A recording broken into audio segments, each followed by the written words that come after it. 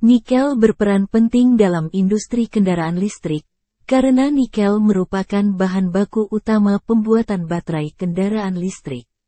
Hal ini juga mendukung transisi energi dari energi tenaga fosil ke energi hijau. Hal ini bertujuan selain harga bahan fosil yang kian mahal, juga agar lebih ramah lingkungan demi kelestarian lingkungan. Sebab, kendaraan listrik tidak menghasilkan emisi gas buang dan mengurangi polusi udara. Nikel dipadukan bersama kobalt dan mangan untuk memproduksi baterai lithium-ion, jenis baterai paling umum digunakan dalam motor maupun mobil listrik.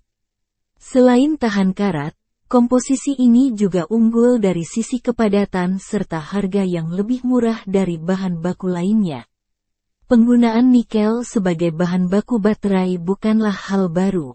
Produk baterai dari nikel antara lain baterai ponsel, kamera digital, laptop dan alat-alat kelistrikan lainnya.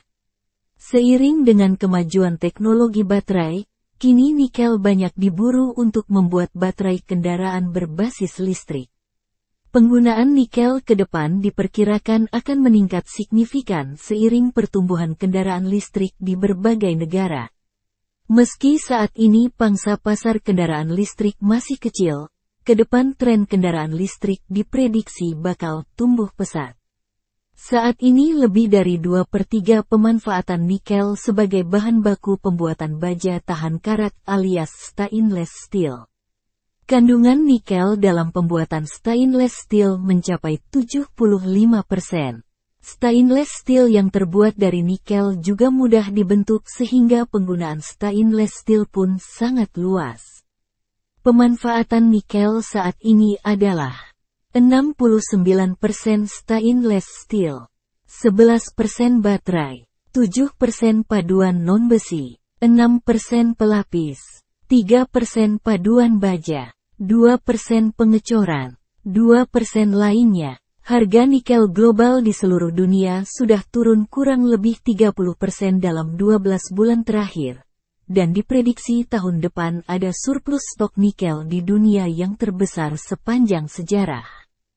Jadi dengan begitu gencarnya pembangunan smelter di Indonesia, kita membanjiri dunia dengan nikel, harga jatuh terjadi kondisi oversupply.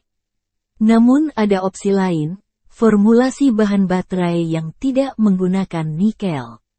Salah satu produsen mobil listrik terbesar di dunia, Tesla, kini katanya sudah tidak lagi menggunakan nikel sebagai bahan baku baterai lithium yang digunakan, tapi LFP. Khususnya, di pabrik yang basis produksinya di China LFP, lithium ferrofosfate, atau lithium iron phosphate battery, LiFePO 4, adalah jenis baterai isi ulang, khususnya baterai lithium-ion, yang digunakan sebagai bahan katodanya. Baterai LFP memiliki kepadatan energi yang agak rendah daripada oksida kobalt lithium, IO, yang lebih umum ditemukan di elektronik konsumen. Namun, baterai LFP menawarkan masa pakai yang lebih lama, kepadatan tenaga yang lebih baik, tingkat energi yang dapat ditarik darinya, harganya yang lebih rendah, lebih bersahabat dengan lingkungan dan lebih aman karena tidak beracun. LFP memiliki banyak peranan dalam penggunaan kendaraan dan daya cadangan. Bahan katoda dalam baterai LFP tidak berbahaya, dan karenanya tidak menimbulkan bahaya kesehatan atau bahaya lingkungan yang negatif. Karena oksigen terikat erat ke molekul, tidak ada bahaya baterai meletus menjadi api seperti yang ada pada lithium-ion.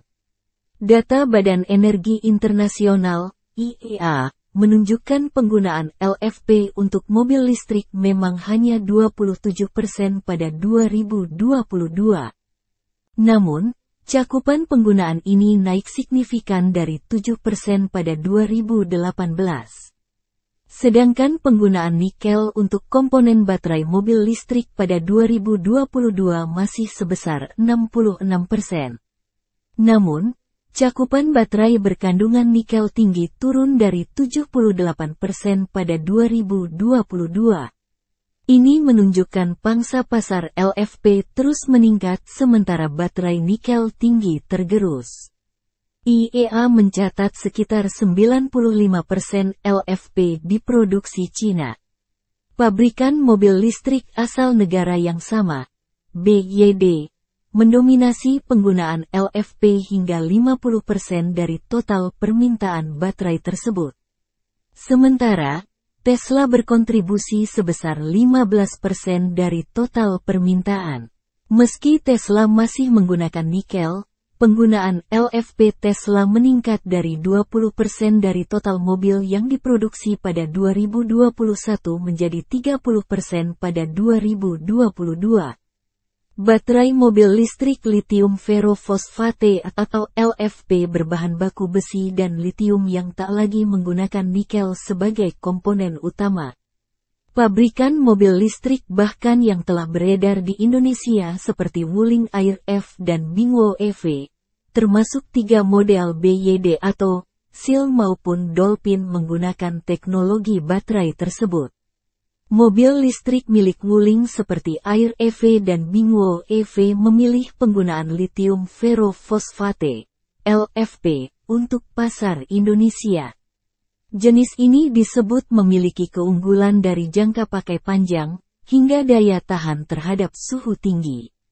Wuling Bingwo EV varian long range yang memiliki jarak tempuh 333 km memiliki kapasitas baterai 31,9 kWh, sedangkan versi premium range atau 410 km berkapasitas 37,9 kWh. Sementara untuk Air EV Standard Range dan Lite dengan jarak tempuh 200 km memiliki kapasitas baterai 17,3 kWh, sedangkan Long Range berkapasitas 26,7 kWh yang mampu melaju sampai 300 km.